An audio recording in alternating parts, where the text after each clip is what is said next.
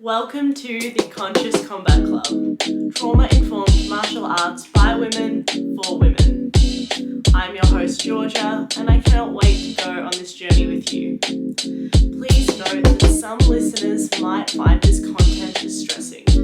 Take care, connect with your support networks, and refer to the organisations in the show notes below. Hello to all of our incredible listeners. I just want to start off by saying I'm so sorry that we have been MIA. Sometimes being a small team trying to do a huge amount of work becomes overwhelming, but I personally had a really restful time over the Christmas and New Year period, and I'm really excited to be getting into delivering the podcast content and other content for all of you who are interested in making martial arts a more accessible, inclusive, and beautiful space for everyone who participates or wants to participate. I have had a request for a podcast topic, which I wanted to share with you all because I actually just think it's too big and too juicy to be a podcast topic, and I want to be able to engage with some of you when I present the information. So we are going to be running a free webinar. You can check out all of the details in the show notes. It is going to be called the in brackets, combat athlete's body keeps the score. And it is all about how when trauma survivors step onto the mat, there are a myriad of ways that their bodies can be impacted, everything from dissociation and bodily disconnection to the body being the site for trauma to be stored and potentially released, and how that interplays and interacts with martial arts training. So if you want to come along to that, please check out the show notes and register. Even if you can't make it live, there's a recording there. And I want to make a second apology to say that this episode should have been released during the 16 days of activism against gender-based violence. It didn't happen. It's 100% on me. It was recorded and ready to go. So that just shows you how serious procrastination can impact me when I'm not well rested, and hopefully a lesson that I'll take into 2024, or at least the first few months when I'm feeling more gung-ho about balance. But this episode is going to be worth the wait. You're going to love it. So I have on Donna Abela, who is a graduate of the Conscious Combat Club. She's also an esteemed writer, incredibly talented, beautifully blends trauma-informed practice into her work. And she recently published a piece about the Magdalen laundries in Australia. And I'll let her explain all of what they were and what that means and the historical significance of it. This is not going to be a martial arts podcast, so you might like to press pause and wait till next week for when we have something that's a little bit more related to martial arts training. This is going to be more about gender, about the patriarchy, about historical oppression of women, and how some of those things that happened in the past might be impacting the very real situation we have currently where women are dying at the hands of men. So without further ado, I hope you enjoy the podcast episode. I hope I get to see you at the webinar, or at least get to connect with you through the recording, and I will speak to you again soon. And thank you again for all of your patience.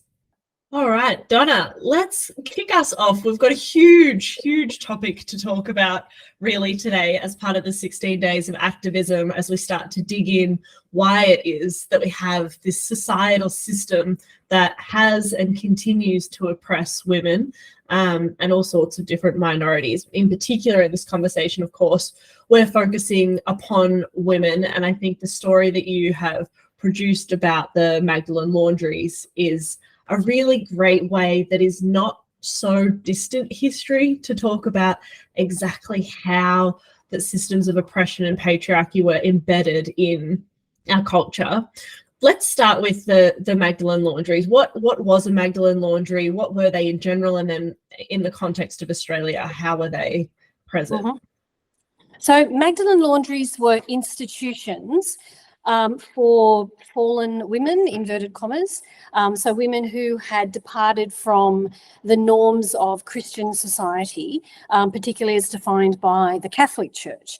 And so Catholic theology, for a very long time has divided women into pure, impure, Magdalens, Madonnas, whores, Madonnas. I mean, damned whores, God's police is kind of an extrapolation of that thinking.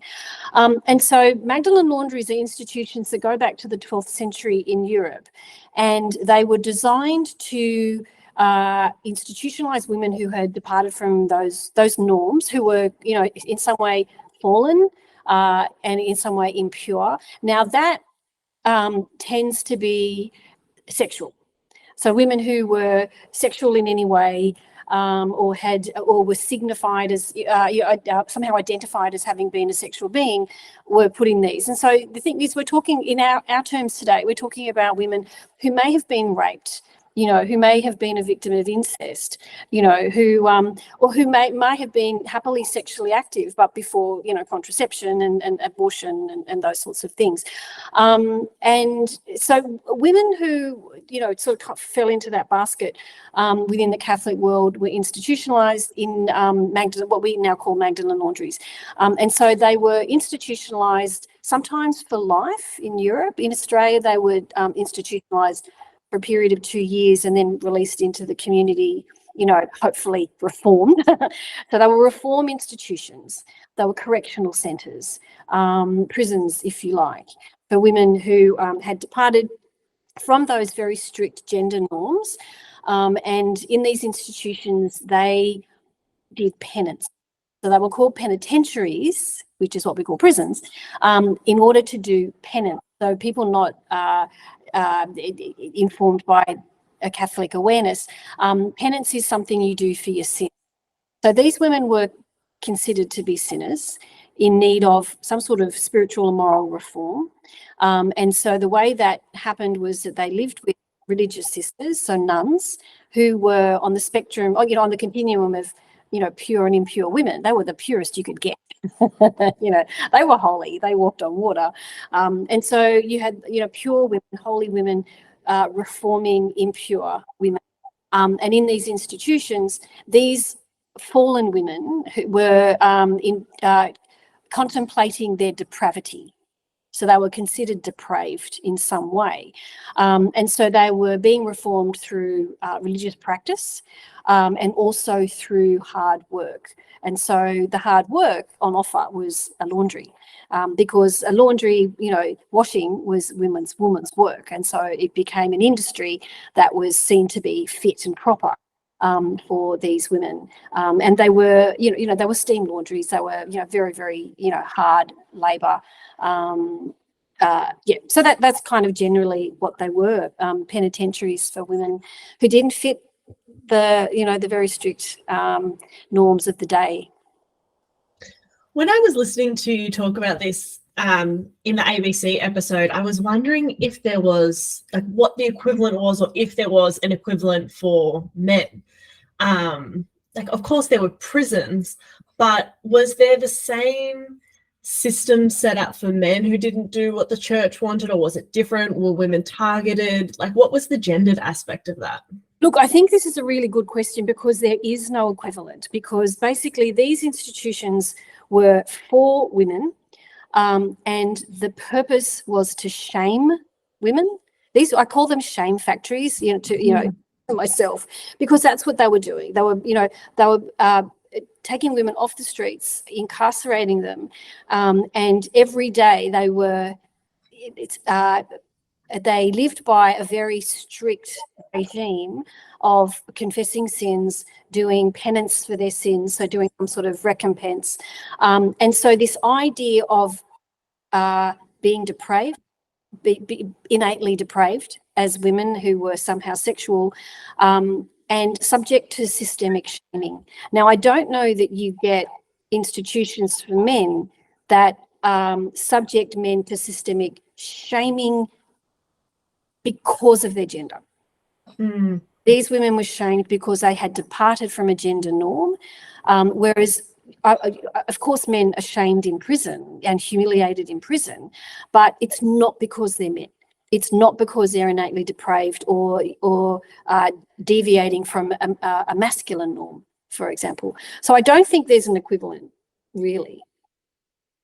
Yeah, so interesting to think about, and thinking about how that then shifts through to now, and especially the sort of the intermediary periods. My mind was like, well, there has to have been a day that was, the day they closed the doors and then didn't continue operating anymore. And then what did that next 10 years look like? Did you find out anything about that?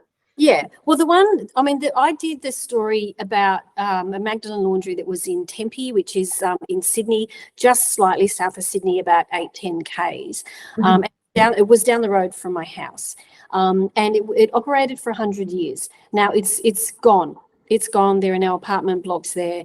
The chapel and the little convent, they were preserved by heritage listing, but the laundry has just been wiped off the face of the earth, and so has the dormitories for these women. And there's no signage that says Magdalen laundry or penitents, prostitutes, because in the day, that's, we say sex worker today, but 100 years ago when this was set up, or more so, it was for, inverted commas, prostitutes. But there's no message down there at Tempe about why these were set up. So what I discovered is that the one at Tempe operated until 1979. Now, it wasn't in 1947. It stopped essentially being a Magdalen laundry. It had started to bring in adolescent girls sent by the courts. So it kind of was pivoting to become a remand centre by the middle of last century. And then by the 70s, it was essentially a girls' home. And a kind of de facto remand centre is the way I've kind of read the history. However, anybody who came into those doors was still regarded as a sinner. So the theology behind the place changed a little bit in terms of they weren't, to use the slang, they weren't, sluts, prostitutes, I'm doing air quotes here. These might have been trouble girls. They might have been uncontrollable girls, which was a charge. You could be charged with being uncontrollable if you didn't do what you were told. But the one at Tempe operated until they turned the taps off in 1974. So adolescent girls, girls as young as 11, operated these laundries without pay and with next to no formal education as well. Working the laundry was seen to be their education. And so basically this one in Sydney closed in 1974, basically because it was no longer socially acceptable. Like they could no longer get away with treating girls and women like this. And so it kind of closed for about, this institution for about another 8-10 years. It's still kind of providing accommodation for sometimes elderly women, sometimes younger women, but it didn't have a way to pay for itself because these institutions paid for themselves through unpaid labour. And then it just kind of disappears.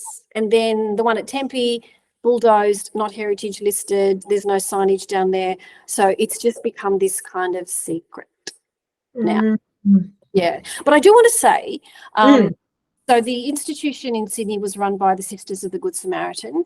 In Melbourne, you've got Abbotsford. So Abbotsford was of Magdalen Laundry, and the sisters that ran Abbotsford, they have been quite proactive in the last decade or so. They've collected oral histories from women who went through the institution, and they have made quite, I think, a genuine effort to come clean. To use the metaphor, and to hear from survivors or people who identify as survivors about what they experienced, because finding out what these women experienced is very hard because it wasn't documented. Often these women, like 100 years ago, were well, but so some orders of religious nuns have made efforts to listen to the people who were in their care, who, by our standards, were mistreated. and other religious orders have not done that. In Ireland, there's been a major report because Ireland was there was one on every block almost, I think, in Ireland. That's what it kind of seems like. There's some pretty horrific stuff that's come to light. I don't think the ones in Australia were quite as horrific because the women passing through these institutions, they generally left within 2 years. 2 years, there was a kind of a mandatory period of 2 years, whereas in Ireland, often women were there for life. So they died in these institutions. They were neglected in these institutions, not given healthcare in these institutions. So a lot has come to light in Ireland in the last, 10 or more years. That's quite shocking, whereas I don't know that we will find that in Australia simply because women passed through these institutions rather than lived in them forever. Yeah, for the term of their natural life. Yeah, I know. And the fact that it's not common knowledge is really startling, right? That we don't know where this comes from.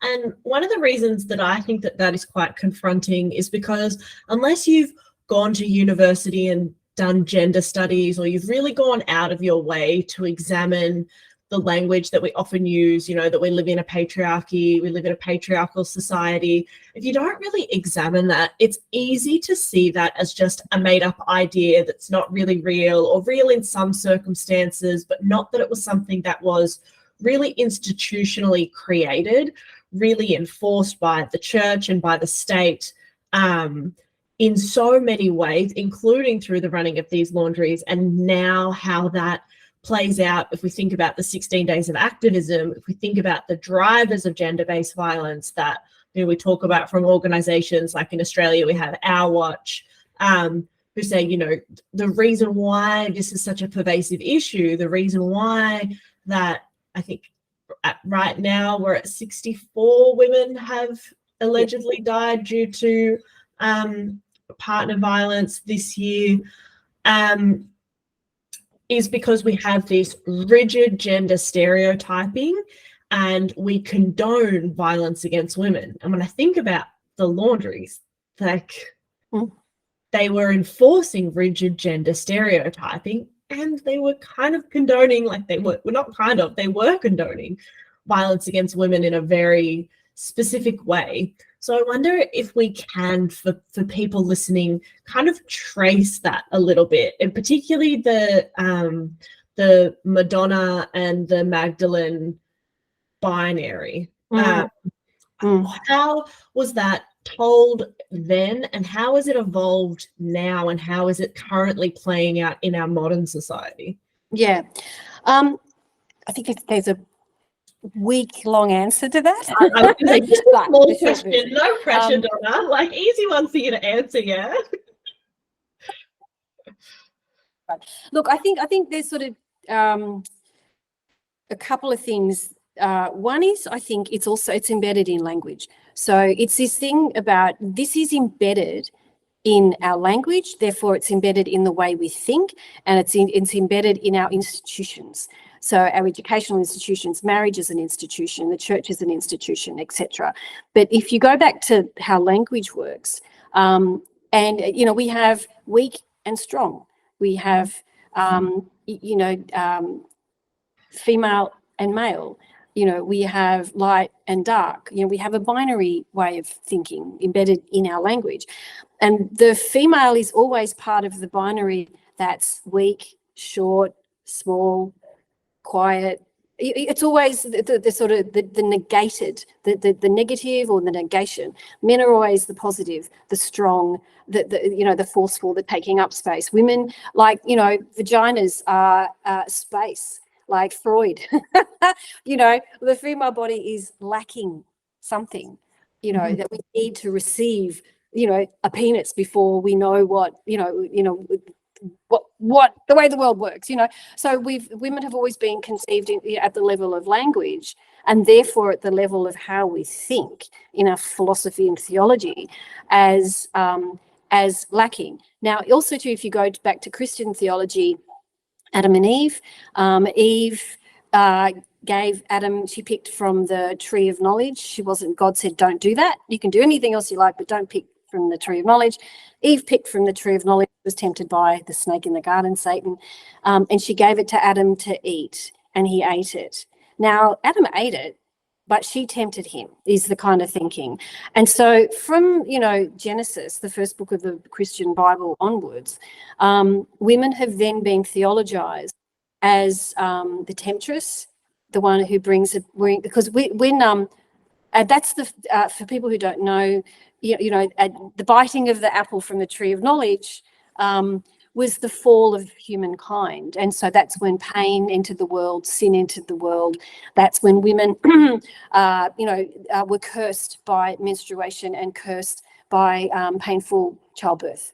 And so right from the beginning, women's bodies, the capacity to give life, the capacity to menstruate and renew that part of our body every month, which now we celebrate, we can celebrate if we see it like that, as a gift, as a capacity, as a strength.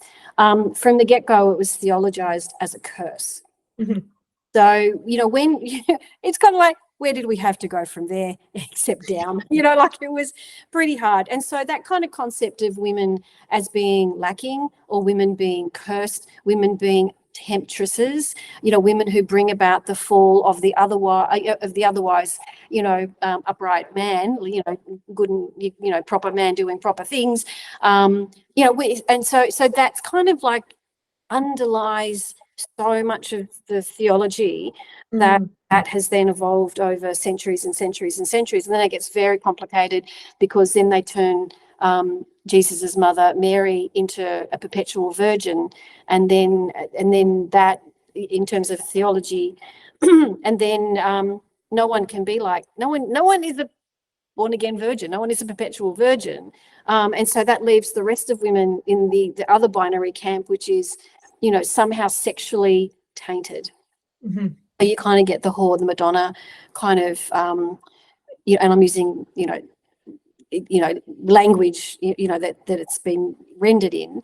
And then in the reason, to circle back to the Magdalen laundries, the reason they're called Magdalen is because Mary Magdalene, in the Bible, in the Gospels, was a woman who came upon Jesus, and he was having dinner, I think, and then she goes in, she cries, she kneels down and cries on his feet, and then she washes his feet with her hair.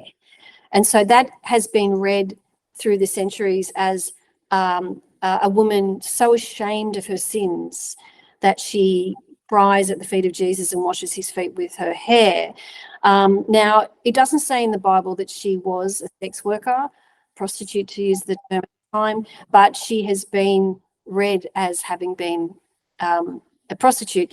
It says somewhere that she had committed a big, a grand sin, or I can't remember the words, but but it just was kind of like, oh well, if a woman has committed a big sin, big enough to cry at the feet of Jesus, then it must have been sexual. Mm-hmm. It must be a prostitute or sex worker, and so that's how you get the binary, forging itself within Christian thinking. You've got the Virgin Mary on one hand, and you've got the repentant prostitute, Mary Magdalene, on the other hand. So two Marys. So Christian thinking was kind of, in terms of gender, was strung across that sort of binary of two Marys. And so, and so the church was responsible, for founding many institutions. And so that thinking then is informed in, it then informs and underlays the thinking of institutions that are set up. Marriage is an institution set up, women are property, and men are, and you've got to control women so they don't, lead the man astray, and all of that. So yeah, so it's, I mean, that's kind of a quick answer, I think, to a really to a very big, very complicated question. And of course, I think that's sort of the religious lens. And we have the motivations of the state, or possible motivations of the state throughout history, relating to indoctrinating women towards keeping the home and child rearing and producing as many more people because people equal a bigger economy and a bigger war force and therefore ability to continue to colonize.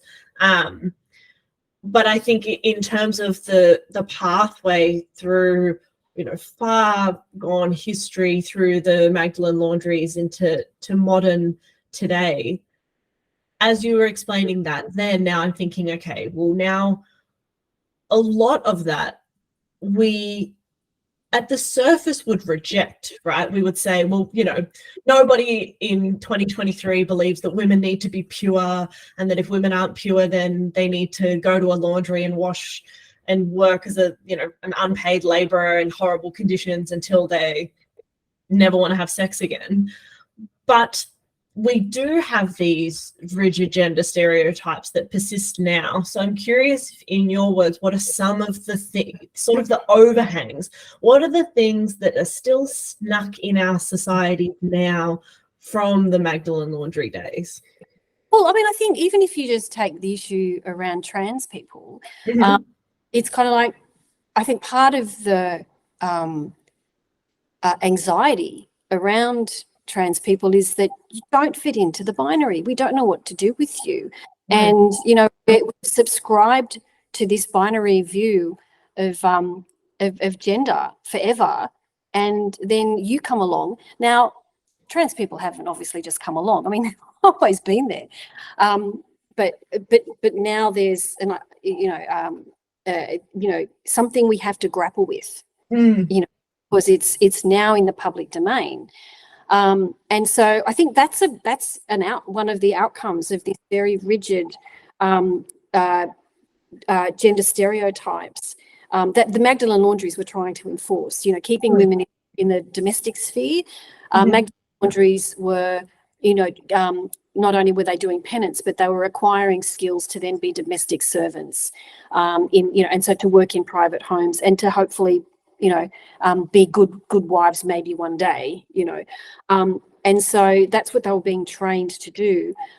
So I think if you kind of look at the kind of moral panic that's sort of happening in so many quarters in America as well as here,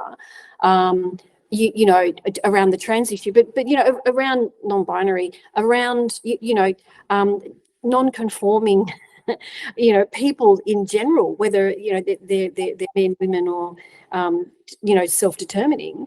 There's that kind of moral panic that's happening, and I think it's because it's like there are only two boxes. What are you doing? There's only two boxes, and I think some people are like genuinely flummoxed and confused and horrified because they have been taught through their school system and taught through history, or taught through the church or whatever, that it's like, this is the only way to be. These are the only options you have. We can't give you any more options. Whereas, there's obviously a different way of thinking, which is, we live on it. I mean, I did go to Catholic school, but I do remember very clearly being taught in biology that, there's a continuum. There's a continuum of sexuality. I was taught that way back, and it's kind of like, well, if we can accept that people live along all sorts of continuums, continuums of gender, but, continuums of personality type, or really, and also do we shift and, we can shift and change depending on, how our life is evolving and the choices that we're making and the people we're meeting, or, but I just think, that I think because there's so much panic in the world, people retreat back to certainties. And I think that that's part of what we can see, and I think fundamentalisms, and if you kind of see the the neo-Nazism and things like that, proto-fascism, they're kind of a retreat back to certainties, back to please stay in the boxes. If everyone just stayed in their boxes, we'd be okay, is kind of the thinking, and that's never going to happen. Life is about negotiating who we want to be, in relationship with others who are also deciding who they want to be. I mean, that's life as I understand it.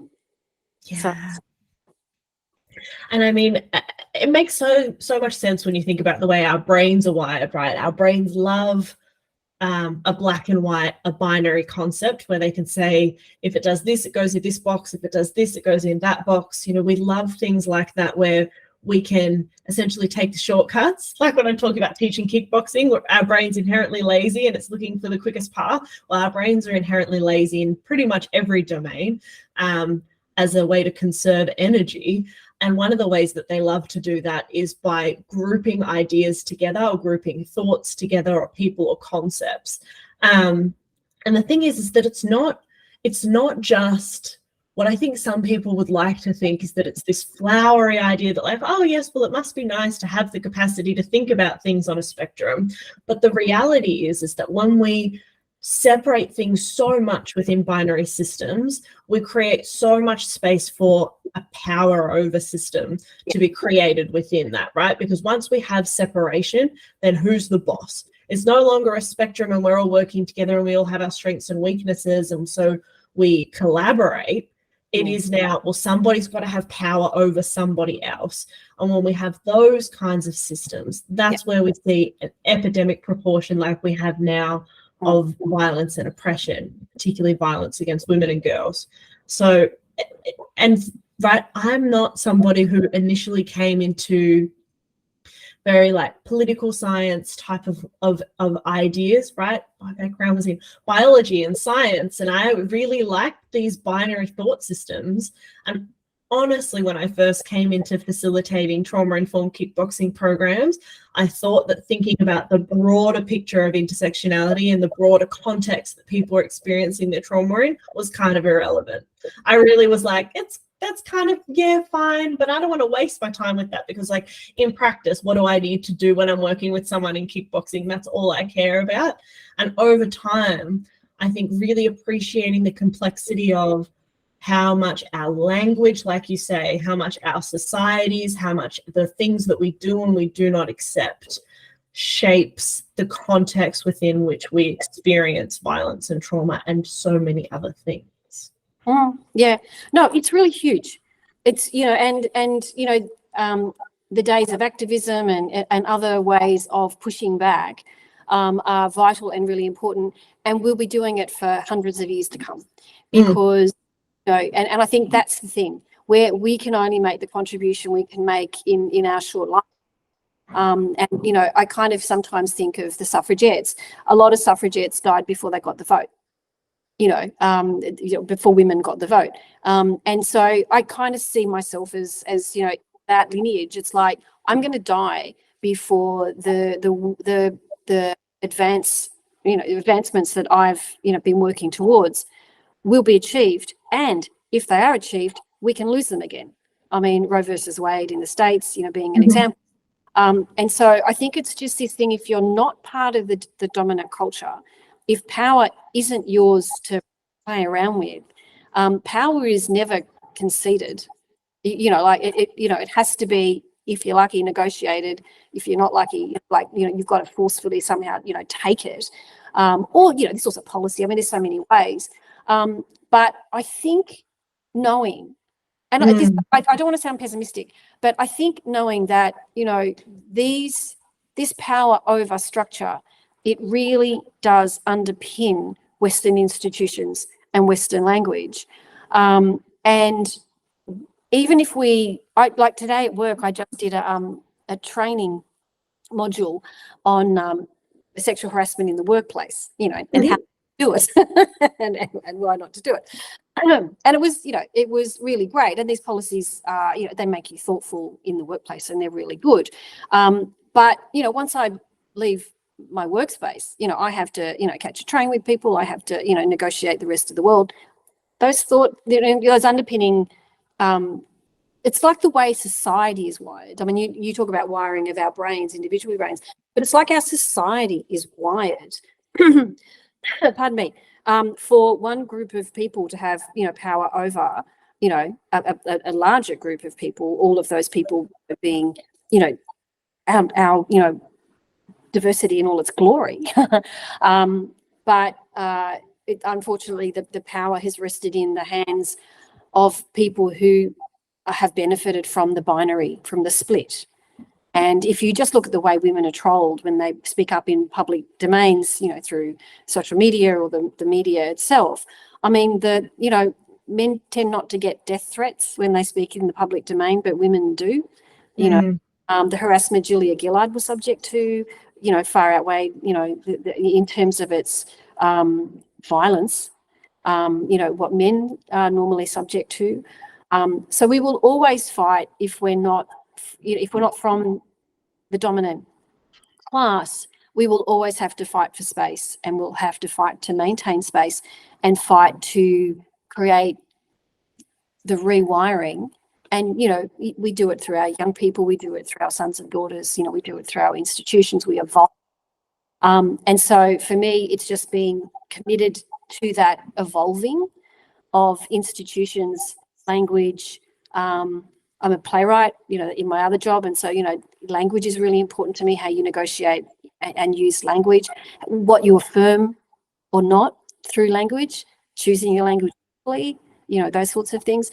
I think that individually we can all be mindful about how we operate within the system, and we can evolve our little patch of the system. Still understanding, I do not have the power to change the system. I don't have that, but I can affect change within my little sphere.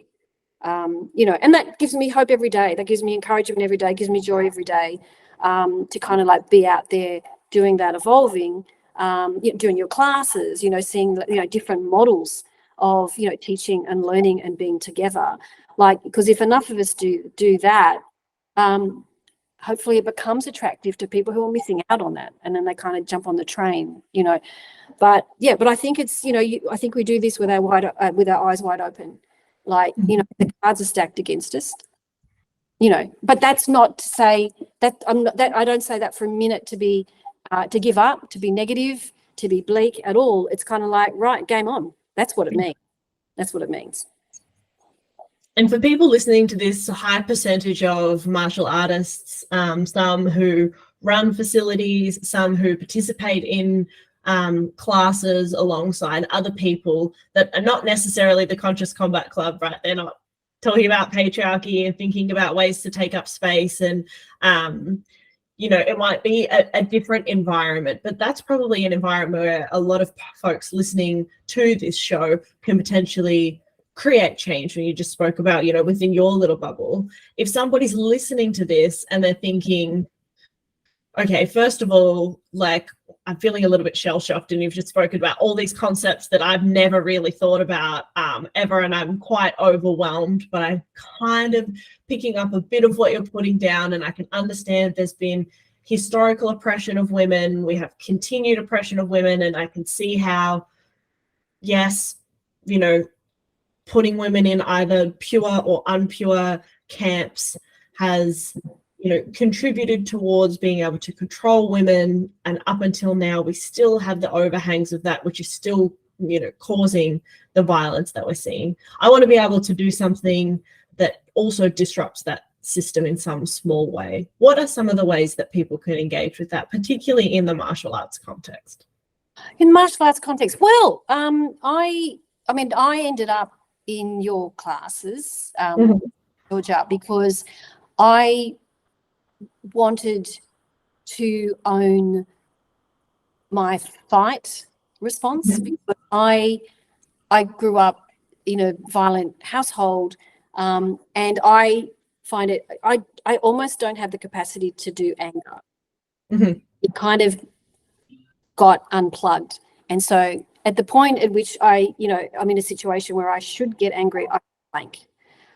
So I joined your classes because I heard one of your podcasts about the legitimacy, the validity of the fight response, pushing back, taking up space, protecting yourself. And I had never thought of myself as someone who could actively protect myself. If I wasn't protected, then it was like kind of like bad luck, you know, like I just had to cop it, you know. The thought that I could redefine my own sense of myself as a gendered person, because I am female identifying, I am female, but to redefine it for me and say, no, anger. I can have anger as a woman. I can own a fight response as a woman. I can learn how to work with that fight energy in a way that creates space for me, that sets a boundary between me and other people, that asserts what I want or don't want. So for me, it starts with your body. It starts in my body, how I am in my body. And if I can own my body in a way that is assertive, owns my fight response, and uses it responsibly, like I'm not talking about hitting people randomly, but like own that energy. That energy is given to us by our wise bodies, as all the other responses are. They're there for a reason. They're a capacity we have when we need them, and it's a capacity it was erased because of how I was brought up as a woman, as a girl, in a Catholic family, in my particular society. So that's where I start. I start from my body. I start from rethinking myself as a gendered person. I'm going to define what that is. Thank you very much. I'm not going to be demure. I'm not going to be obedient. I'm not going to think in your boxes. And so for me, it kind of starts from there. And then, then it branches out into, well, what am I part of? And so when I was looking to do kickboxing, because I heard your podcast but knew you were in Melbourne and Sydney, and I thought, no, I can't go and join her classes. I didn't know you had the online ones. So I started looking around my neighbourhood, and I was quite shocked. It's also, macho and aggressive, and I went to one and did a free class, and this man shamed this boy because he was talking while he was giving a demonstration. It wasn't disruptive. He just leant over and said something to his mate. It was so harmless. But then he spent like about 5 minutes shaming this kid. And I just thought, oh, no, I will not subscribe to this behaviour. So I suppose my other answer to that is, when you join something that's in line with those values, your values. Join some, so I found out about your online classes, and now I'm, learning kickboxing in a trauma-informed space that respects, whoever we are, as we are. And I love that. We can be who, as we are, and that's just an accepted space. And there's no expectations on us other than the expectations we set for ourselves in your classes. And that I want to be part of those organisations, those conversations, those worlds. So I only give my energy now to where I have the choice to. I mean, obviously I've got a job, and sometimes you can't always choose, but where I can choose, I choose to join people, organisations, paradigms, so ways of thinking, value systems that are person-centred, rather than fixated on a binary that ultimately is going to be destructive.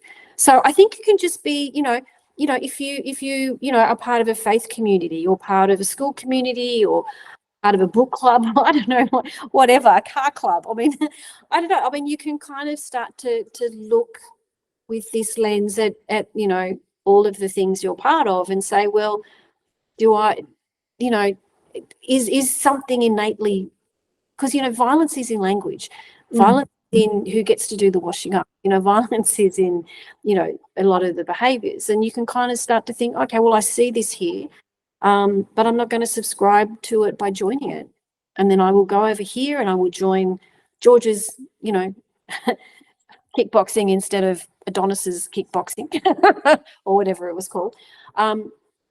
So I think it's that. It's like you think about what you're part of, and you just be mindfully part of that, and move aside if it's not serving you and others in a way that you see as kind and inclusive, I think. So for me, it's about creating non-violent spaces. Yeah. And that is the perfect way to summarize, right? Creating non-violent spaces, because I think also your story really clearly illustrates for people who people who run gyms don't often get to have conversations with the person who comes for one class and leaves and never comes back.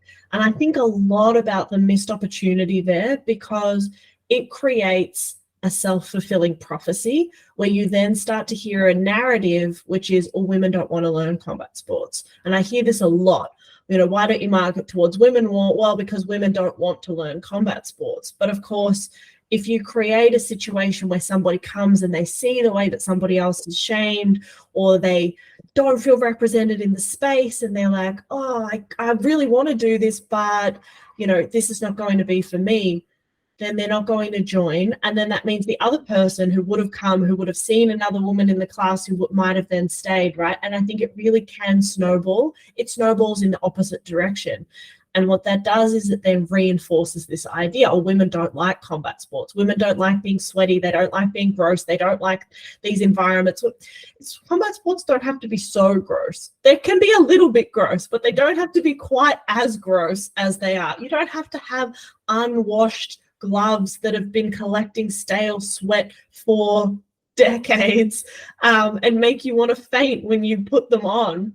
It doesn't have to be that bad, right? And I think that it becomes just like everything, right? Where we say, oh, well, you know, that for so long they said that, you know, well, women just really like looking after houses because, look, they're all doing it. They're all staying at home, right?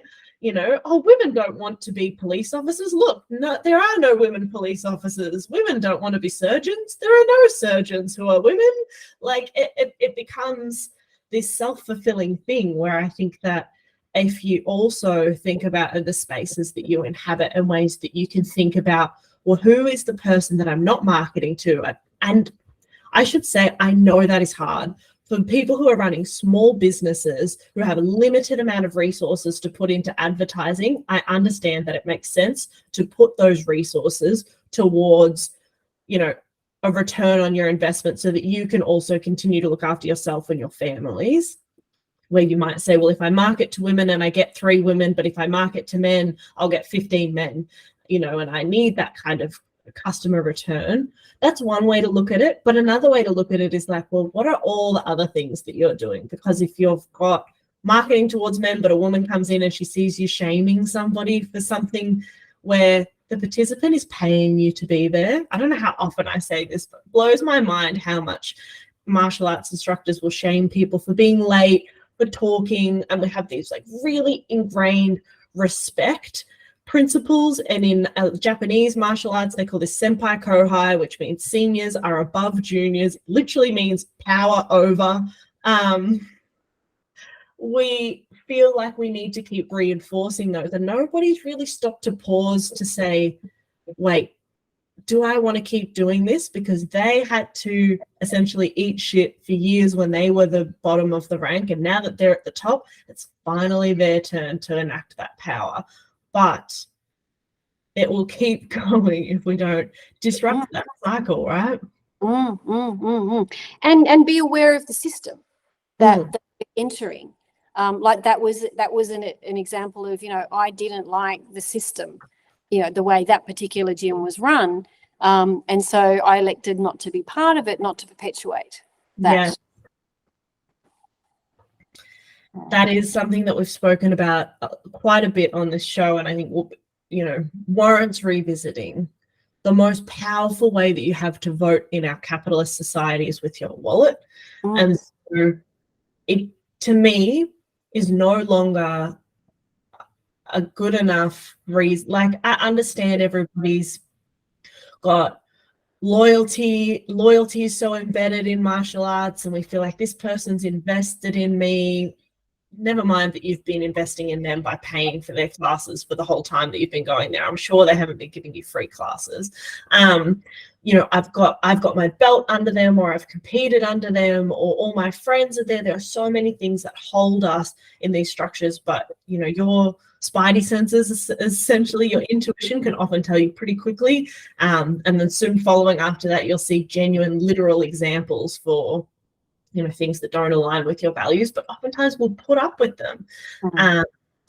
And it is important to pause at that point to say that also Donna and I come from incredibly privileged spaces where we have the capacity to do online settings because we have access to the technology to do that. We also live in Melbourne and Sydney, arguably 2 huge cities where we can, you know, take public transport or use a car to go to a different location if we're not happy with the service we're experiencing somewhere. And some people are in small towns where there's one gym. And you don't want to upset that person because you're going to see that person all the time at the supermarket and at church or everywhere that you're going to go. So I understand there's complexity here.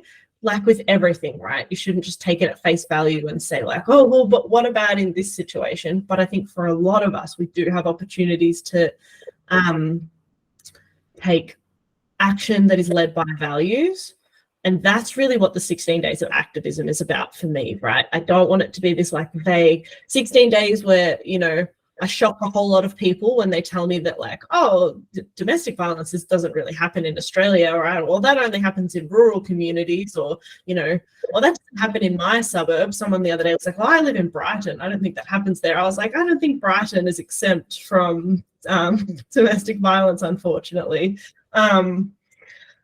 It's not just shocking people for a second for them to go back to then being like, oh, well, that's just something that happens behind closed doors and, I don't want to intervene in other people's lives and all of the excuses that we use. But there are real tangible things. And I think keeping in mind the gender stereotyping that we do enforce, things like sexual harassment in the workplace, like what you mentioned. And if we think back to the Magdalen laundries as well, like it feels kind of weird in 2023 to be like, don't slut shame people, but that is the translation of what we should learn from the Magdalen laundries now.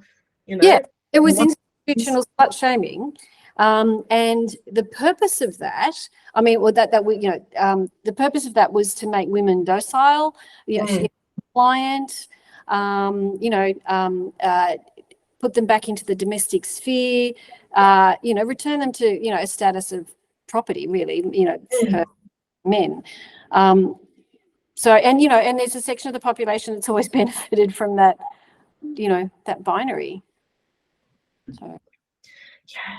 Listening, and I highly recommend if anyone's found this interesting to go and listen to the ABC episode where they were reading out the things that the church proclaimed about how they've done so well, and I can't remember exactly what this is, something like, and the women are the most docile and the most obedient, and I was like, this was like a real bragging point to say that we've got these penitent women, or they're going to be penitent once we've finished with them, but even before they've completed their penance, that the nuns are so great at doing their jobs that these women are so obedient and so docile.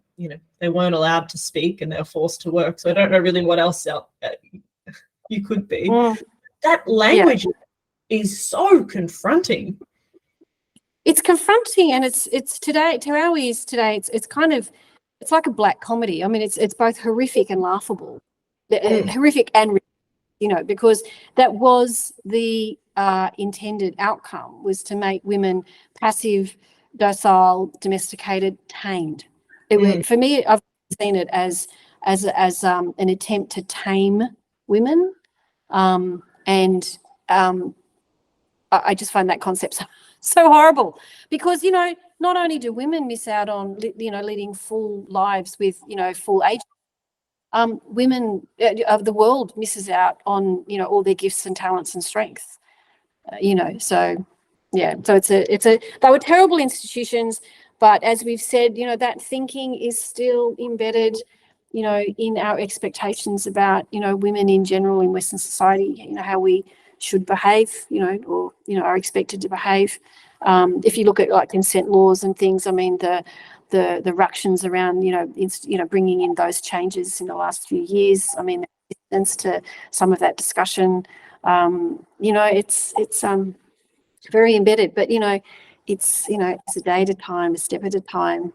You evolve it as you can. You find like minds, you link hands and keep going. Yeah, absolutely. And I think that it can feel overwhelming, like you say. A step at a time is something that's so important to think about. You're not going to dismantle the patriarchy on your own or in our lifetime. Like it's not realistic to to think about that, but the small actions that we take, whether that is calling out a sexist joke, voting with your wallet, and going to a different space, making values aligned decisions, domestically sharing the load. There's so many small things that we can be doing that, from those little things, bigger things and bigger change can certainly happen. And really, like, when you think about how, I think it can set the scene for, big reform to come through. And when we're having these conversations where we're saying, like, is it a good idea to have affirmative consent laws? There wouldn't be so much pushback, right? People would be like, oh, yep, that does seem like a pretty good idea, rather than being like, oh, but what? Am I going to have to ask? Like, Yeah. And I think this is the key. It's one of the indicators that it's like, when the laundry at Tempe closed in 1974, it kind of was forced to close because it was socially unacceptable. Society, they couldn't, governments wouldn't fund it, social services wouldn't support it, courts wouldn't send the girls there anymore, all of those things. And so it's like with affirmative consent laws, like there's now a different way of thinking about this, because it's no longer socially acceptable for women's bodies to just be thought to be available to men, just because men decide women are theirs for the taking. And so I think it is like evolving things to the point where social acceptability changes. Yes. And that's what you and I and the listeners can be part of, like evolving those expectations so that they become a new norm. I love it. I think that's a great place to leave the conversation for now. I know that you've got some amazing work in terms of trauma-informed writing, your organisation, just looking that I don't want to get it wrong, the Powerhouse Youth Theatre. Can people get involved with those organisations? Is there any way to connect with you online about them? I'm part of an organisation in West Sydney called Powerhouse Youth Theatre, or PYT Fairfield. Our website is pytfairfield.com.au, I think. And we are in Sydney's western suburb, Fairfield, and Fairfield is the most culturally diverse community in the entire country. So we work with, across cultures, across faiths, and abilities as well within our community. We've got a fairly strong queer contingent amongst our young people. And because of the fact that we also have a lot of refugees and migrants as well. And so our programs are very much informed by we think about colonisation, like we think about over, like we think about how we can claim and own and forge and reshape the spaces, cultural spaces. And so a lot of our work comes from that kind of paradigm, and being trauma informed is part of that mix. So if anyone's interested in, we do theatre, we do festivals, film festivals. We have a lot of young people. Dance is really big in West Sydney, so we do a lot of dance works as well. And so if someone's interested in theatre or performance or filmmaking that comes from a different space to the dominant culture, then get in touch. And if you're in Western Sydney, come and see our shows. We've got a few shows and festivals coming, as we head towards the end of the year. So pyt.com.au, I think, is our website. So that's, yes, have a look there. I'm the chairperson. I'm a founding member of that company and a long-term fan and current co-chair. Otherwise, we could I could make my I'm on Facebook if people want to find me on Facebook, just Donna Abela. I'm on Instagram. I don't really check Instagram, but Facebook's probably the easiest way to find me. Awesome. We'll put all of that information in the show notes if people want to connect. And thank you so much for your time and coming on the show, and for all of the hours of research that went into bringing the forgotten histories of the women of the Magdalen laundries into 2023 and beyond. Thank you. Thank you. It's been a great conversation. Thank you for being part of the club. We'd love to hear from you. If you'd like to get in touch, please refer to the information in the show notes. If you'd like to support this podcast, please consider leaving us a review or subscribing on whichever platforms you use to listen or watch the podcast. The Conscious Combat Club acknowledges the traditional owners of the lands in which we work, live and play. Always was, always will be Aboriginal land. We'd like to say thank you to Nari for the beautiful song Shape Me, heard at the beginning and end of every episode. If you'd like to connect with Nari, you can find her on Instagram at Nari the Saga. Don't gotta tell you what my name is, I don't gotta explain it. Walk in the room, hear a boom erupting like I'm famous. I'm here shedding shells, I'm shameless. I fear nothing, no complacence. Walk too many tight ropes with no hope, so I became this poster they hold over all the heads of trauma holders. You don't need to know my history, I move boulders. Atlas shrug, cause I lifted the weight up off his shoulders. No pretense of defense, move first like chess soldiers. This goes deeper than empowerment, cause I'm the one that power it. Physical meets mental, challenge me to keep devouring. If I can't change the scenery, at least I change perspectives. No longer isolated, but elevated and selective. Darkest places become beautiful spaces. This is where rage meets patience, meets power meets gracious. Meets, we're so glad you came, and the feeling is contagious. When you the walking impact of intended bad intentions. When you the manifesting of collecting all they tensions. You the soul and body hold it all and still remember. But I'm a work in progress, testament to all contenders. Forgot what it was like to have control over self. Forgot what it was like to be the one in charge. Forgot in my reflection I could see all my wealth. Forgot that with my bare hands I break all these bars, barriers and obstacles. They can't cage me, they can't chronicle all my experiences and reduce them to appearances. When I was truly beaten, gave myself clearances to fall down, mess up, and get myself back up. I'm not looking for clovers cause I don't believe in luck. Damn, you were badass, I heard them say it clearly. Why thank you very much, I know now I'm not weary of what's next for me. Cause I expect to see growth like I was planted, watered, fed, and bloomed to be. The positivity and accountability, knowing they won't step if I'm the agent of my agency. I think I found my voice again, huh? I think I found my voice again, huh? I'm not sorry, you're the end where I begin. Boundaries, I know them well. Take a breath and meditate. Who is she? I know her well. Now I get to open gates. 1, 2, 1, 2. I don't need your permission. And if you get uncomfortable, then use your intuition to know that I won't stay where respect is ever missing. And everything I do, that's me making decisions. It's truly underrated, the value of self-worth. Forgot that I was rich from the moment of my birth. A penny from my thoughts, no really, you can't afford it. You cannot buy my story, rewrite it, or record it. You cannot buy my story, rewrite it, or record it, huh?